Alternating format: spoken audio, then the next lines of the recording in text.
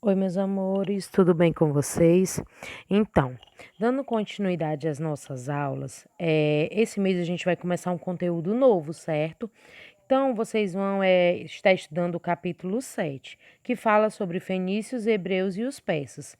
Então, nesse momento, o nosso objetivo de aprendizagem é compreender a origem dos hebreus e a formação do monoteísmo religioso, analisar a organização social dos hebreus baseada no patriarca, analisar a história dos povos fenícios que tiveram grande destaque no comércio marítimo, identificar os principais governantes da Pérsia e suas respectivas realizações e analisar alguns conflitos que envolveram os persas.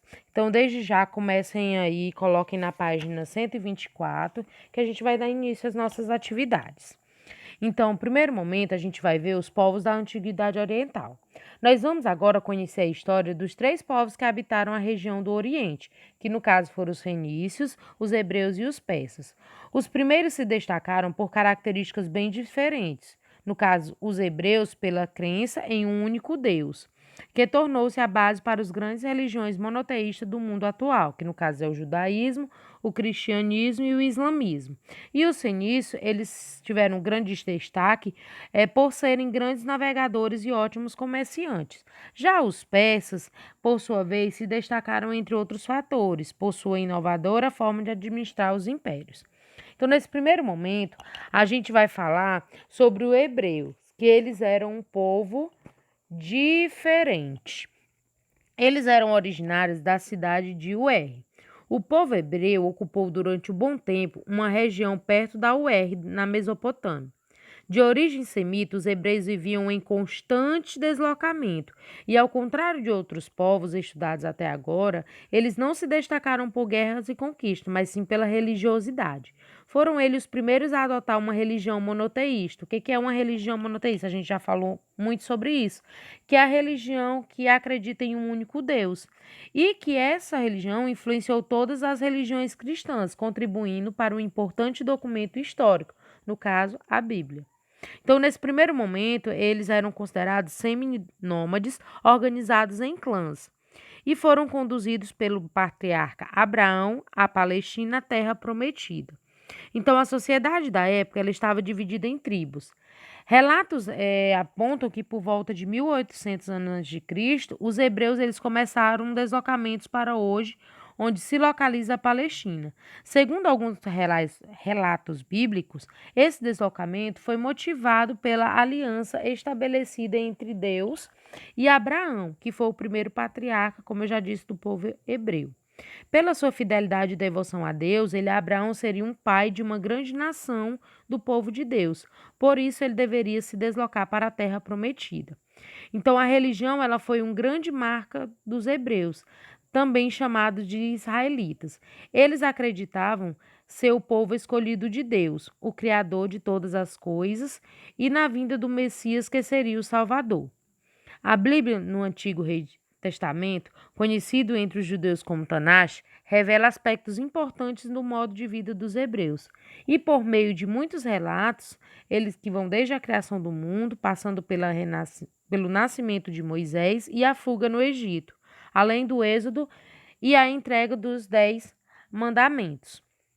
Então, como ele fala aqui, a Palestina ela foi a terra prometida, onde era uma região ela formada por uma pequena porção de terras férteis, a costa do mar Mediterrâneo e as margens do Rio Jordão. E segundo a Bíblia, era uma terra que jorrava leite e mel. Então os hebreus eles viveram na atual Palestina durante muito tempo, dedicando-se à criação de animais como cabras, ovelhas, entre outros, e espécies mais propícias ao clima quente e às regiões com pouca água. Até que as dificuldades encontradas na terra prometida, como grandes períodos de seca, geravam fome e carestia.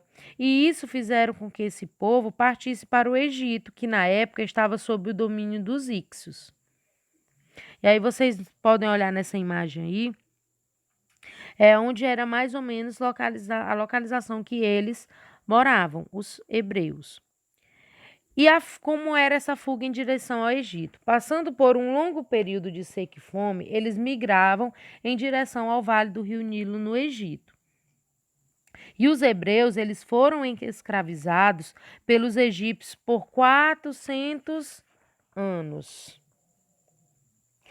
Como ocorreu o êxodo? Por volta de 1250 anos de Cristo, foram liberados por Moisés e fugiram para o Egito, retornando para a terra prometida. Eles atravessaram o Mar Vermelho e atingiram a península de Sinai, onde Moisés recebeu as tábuas da lei e os 10 mandamentos. E isso, como ele recebeu essa tábua das leis, promoveu a aliança entre Deus e hebreus. E houve a chamada unificação política e religiosa das civilizações. Então, a gente sabe que é possível dividir a história do povo hebreu em 3 períodos, que era a era dos patriarcas, a era dos juízes e a era dos reis. A era dos juízes, após a morte de Moisés, quem assumiu seu lugar foi Josué. Então, ele deu início a uma reconquista da Palestina, que estava sob o domínio de outros povos, como os filisteus e os cananeus.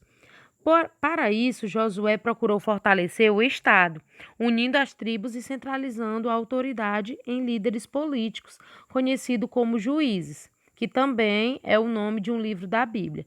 Então, esses eram formados por líderes militares para combater os filisteus, Gideão, Sansão e Samuel. Já a era dos reis, ela estava vinculada às ameaças externas que estavam aumentando cada vez mais e se faziam necessários a centralização do poder e o fortalecimento do exército. Então foi assim que surgiu o reino de Israel, que teve como seu primeiro rei Saul, que foi o mais famoso rei dos hebreus, no caso de Davi.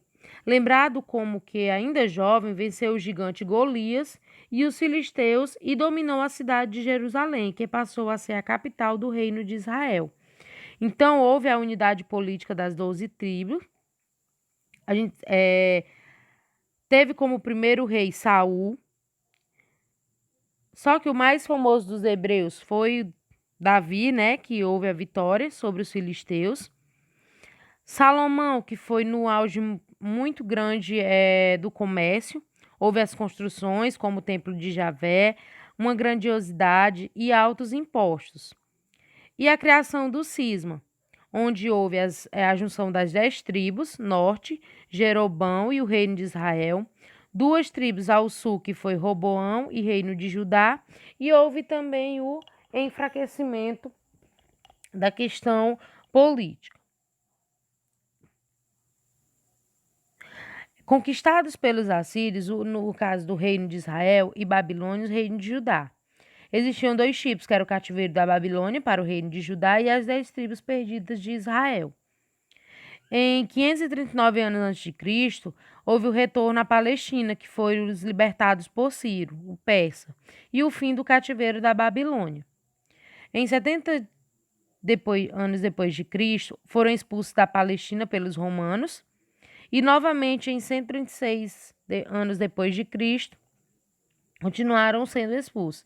E o maior legado cultural que os hebreus tiveram foi o monoteísmo, que é a questão de a crença de acreditar em um único Deus, que foi a base de 3 das maiores religiões monoteístas do mundo, que é o judaísmo, o cristianismo e o islamismo.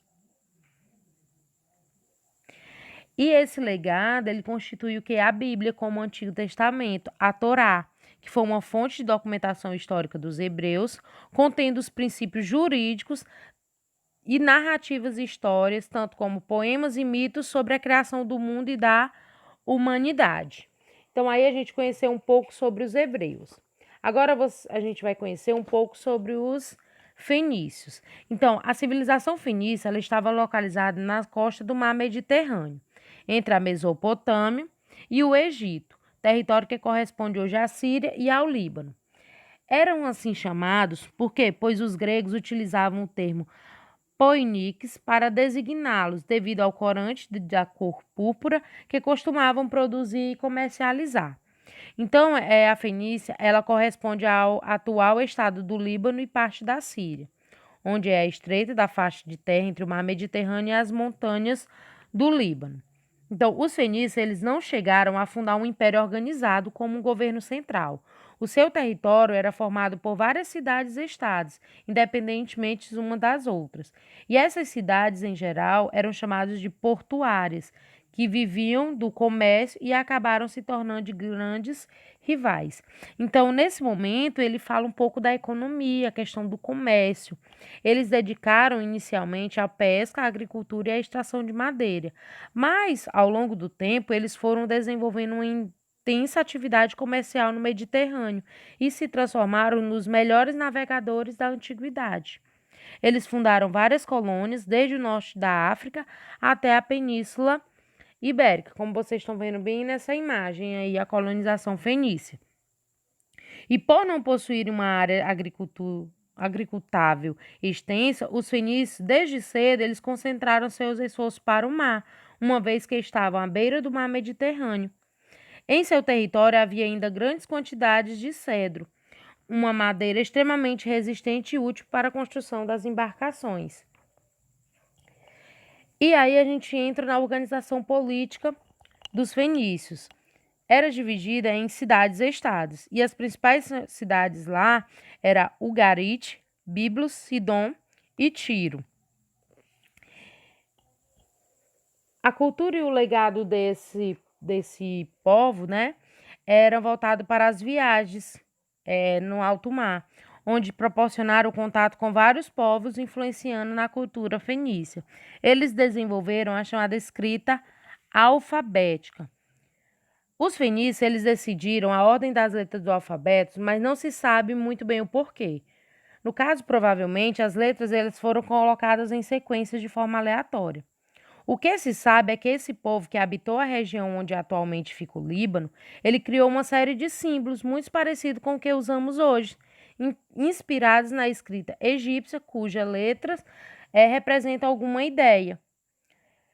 A ordem das letras não mudou, mas novos símbolos começaram a surgir, mesmo depois da criação do alfabeto romano. Então, a grande inovação dos fenícios foi fazer cada símbolo equivaler a um som, relacionando o formato do símbolo a um objeto, ou a um lugar, ou a um animal, a qual se expressava usando determinado som. E por volta de 2000 a 1500 anos a.C., o alfabeto fenício ele foi composto por 22 letras, inaugurando assim o sistema fonético, onde as letras representavam os sons. Então, sempre que aparecia um som em uma palavra, esse tal ícone da letra do alfabeto era utilizado. E foi colocado como uma escrita mais acessível. Por quê? Porque deixava de ser um monopólio de uma minoria privilegiada e se tornava a ser um instrumento de comunicação. Ou seja, não só os reis, os escribas e os sacerdotes utilizavam, mas também toda a população. E aí vocês podem ver aí nessa imagem como eram os símbolos do alfabeto fenício. A princípio, no caso dos romanos, os romanos eles tinham 21 letras. O U cumpria a função de V, W e U mesmo, enquanto o I fazia a função de I e J. E assim foi o alfabeto dos fenícios, quando, lógico, né, foi criado novas letras. Então, essa aí é a imagem que se volta para o alfabeto fenício, com alguns símbolos. E os persas? Bom, o que a gente pode falar um pouco dos persas? Eles residem no atual Irã. Mas, no primeiro momento, eu vou fazer uma pergunta para vocês. Vocês sabem por que o Brasil possui uma cultura extremamente rica e variada? Então, nesse caso aí, a gente vai entender que é porque ela é fruto de uma mistura de diversas sociedades diferentes, com costumes e tradições diferentes. E os persas, que é no qual estudaremos agora, também sofreram influência de diferentes nações, pois eles respeitavam a cultura tanto estrangeira, não impondo aos povos dominando suas tradições e seus costumes. Então, o Império Persa, ele está situado no planalto do Irã, que é entre o Mar Cáspio e o Golfo Pérsico. Os povos que habitavam essa região eram de origem indo-europeia, entre os quais estavam os medos e os persas. Hoje esse território corresponde ao Irã. Então, o Império Persa ele começou de fato quando o rei Ciro o Grande, da dinastia de Arquimedônios, organizou um exército e venceu os medos, conquistando a Ásia Menor e a Mesopotâmia. E uma particularidade desse movimento aí foi a importância da administração desse rei, onde ele, consequentemente, ele substendia o respeito delegado à cultura dos povos conquistados e que esses povos não eram obrigados a admitir a religião, nem a língua e muito menos os costumes dos povos conquistadores. Só que para isso eles pagavam assim um alto preço, né? Que em troca o Ciro ele cobrava altos impostos e homens para compor os seus exércitos.